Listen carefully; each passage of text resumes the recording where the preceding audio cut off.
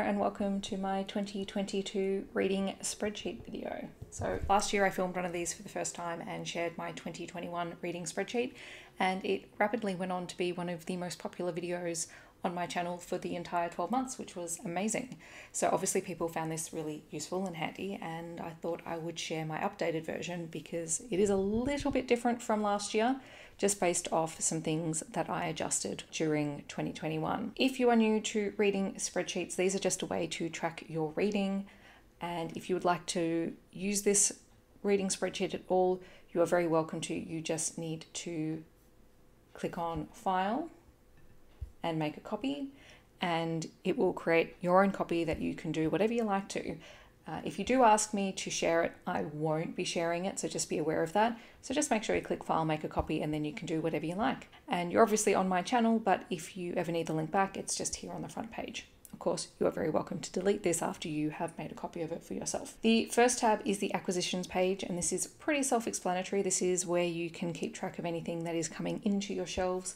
It's pretty basic. Date, title, series title, if that's something you want to track, author, publisher. Last year I switched from including the name of the publisher to just simply differentiating between traditional and indie publishing, just because that was something that I thought would be of more benefit for me. But of course, there will be options for you to go into the categories and change this up if you would like to track the actual publishers. The age is the age range for the book. The format is obviously the format of the book. And then for all my friends who like listening to audiobooks, I have included a space for the audio narrator. I didn't include it last year because I typically don't listen to audiobooks, so that was just an oversight on my part. Then you have the length of the book, the location, so where did you acquire it from? All of this can be adjusted and changed for your preferred booksellers. There is a section for how you acquired your book, whether it was new, used, or a library copy, and then you have the cost of the book, the list price, and then it will calculate any savings that you have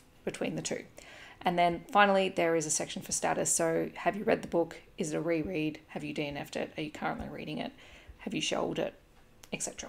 Then we move into the reading log section, and you might be wondering why there are 3 sections for the date at the front, and this has to do with the tracking in the statistics. So the first section is month, and this is just the month of the year that you read the book in. I actually find this really useful to differentiate between the sections in the spreadsheet over what I read in each month. It's just a visual thing for me, but it also does help to keep track of how many books you've read each month in the statistics. The start and end date are obviously the date that you started the book and the date that you finished it, and this combined with the page count a little bit later on helps to calculate the total number of pages read in that month. Then you have the book title, the status of the book. This is mostly because depending on how you use your spreadsheet, you might use this in different ways. I typically don't fill mine in until after I've finished reading a book, but I know a lot of people enter some of the information before they start reading so that they'll actually enter something like currently reading here. Also, some people include their DNFs in their reading log, which is, totally fine. So there's the option there for you. I typically only fill it in afterwards, so I usually only use read or reread, but the options are there for however you want to use it. Then you can include series title and number, author status, whether they are a new to you author or an author you've read previously, the publication year, was it a traditional or indie published book? Again, if you change up the category, which I'll show you later on, this will obviously change.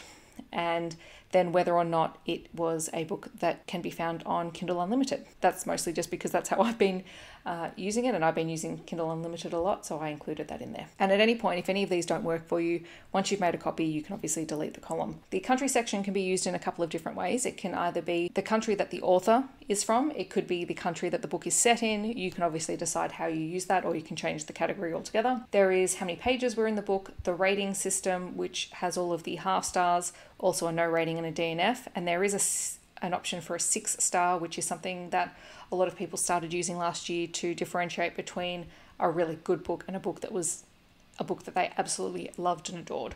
So it is in there. You don't have to use it if you don't want to. The readership category is basically the age range for the titles. You have the length of the book, the format of the book, option to include an audio narrator if it's an audiobook, and then you have genre and subgenre. So in order to track the number of genres you've read in each year, you have to choose something from this category. However, many books these days are not just one thing. So these are the overarching categories for genres as best I could complete. And then the subgenre, you can break it down even further. The steam level is mostly because I'm a romance reader, so I read quite a lot of romance books, and I like to differentiate between books that have none or low steam to the ones that are very, very high steam levels. You can change the category rating however you like, or you can delete it if it's not something that you're going to use. I do actually find this really useful when I have to recommend books to people, because depending on their preferences, it can be useful to sort books this way. Then we come to sort of the diversity section. This was previously a drop-down menu, but I found that was quite limiting. And if it wasn't limiting, I had to have multiple columns to ensure that I was embracing the intersectionality of a lot of authors and texts. So instead, I've made it a note section, so you can just type in whatever diversity representation is included for a text or that an author represents for a group, if that's known, rather than a drop-down menu. If you do want to make it a drop-down menu, you can obviously do that. There's plenty of YouTube tutorials out there that will show you how to convert this into a drop-down menu. The tropes and keywords section is probably my most used one. When I'm reading a book, I tend to jot down things that I know will be keywords or things that I'll go back and look for if I'm giving recommendations to people. So it's just a note-taking section. The couples and the character section is just to make note of the names of characters and or couples, particularly when I'm reviewing them on YouTube, because I read so much, I need to have a space where I can actually keep track of that without having to go and look everything up. And then there's the content warnings and other notes. So this is where I put anything that might be triggering to other people that I think they should take note of, as well as any other things that came up while I was reading that I thought, oh, I just want to keep track of that, or I want to remember that in case it comes up later on. The review section is because I have a blog and an Instagram where I do review books, so I just check them off if I review them there. And then the last two categories in this tab are the readathon and readathon prompts. So this is where you can enter any readathons you're participating in, and then whatever prompts that the book fit for that challenge, if that's how you want to keep track of things like that. In the series tracker tab, we have the option to track the series that you're reading. It's pretty self-explanatory. If you're someone who likes to do that, it's there for you. If you track your DNFs, there's also a section here for you, including space to write out the reason for DNFing the book. I typically don't use those two tabs, but I know a lot of people do, so they're in there and hopefully they can be useful to people. Then we come to the statistics page, which I have significantly condensed from last year because I wasn't using everything. So obviously, if there's something missing that you want, I would suggest that you go in and you create trackers for things that you want to take note of. The main ones include the genre tracker, which is that first column from the reading log, as well as the star ratings. Now the 6 stars is over here in the corner because I know not everyone uses that, so you can just delete it if it's not something you're planning on using. Then you have how many books you read in the month. So this is that tracker where you select the actual month of the year. That will populate this section.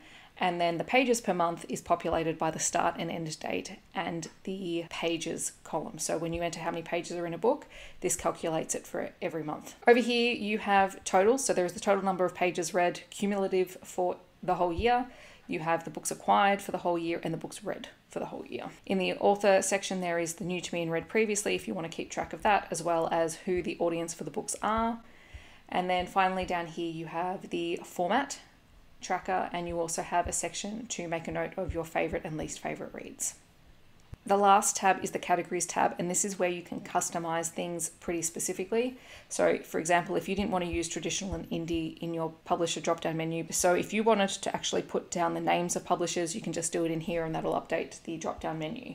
Same thing if you wanted to add more subgenres, or you wanted to add more locations for where you acquired books, readathons, countries, this is where you would add them in this section. I'm pretty sure I have populated it so that you have probably a couple of hundred rows where you can add things, which I don't think you're going to need, but you have plenty of space to add as many as you like. So that is basically my 2022 reading spreadsheet. Not too many tweaks from last year, but definitely a couple of little minor changes that I think will make my life a little bit easier. But again, as I said at the start, you can customize this however you like. It's pretty fun to actually go in and make it your own. So once you make a copy of it, it's yours to do with as you like. Although if you are sharing it with other people, I would please ask that you link back to the original file. In the comments, I would love to know if you're planning on using this one. If you want to let me know that you're here but you don't want to leave a comment, feel free to leave any kind of graph emoji down below. Otherwise, I hope that wherever you're on the world, you're staying safe and healthy, and I'll see you in my next video.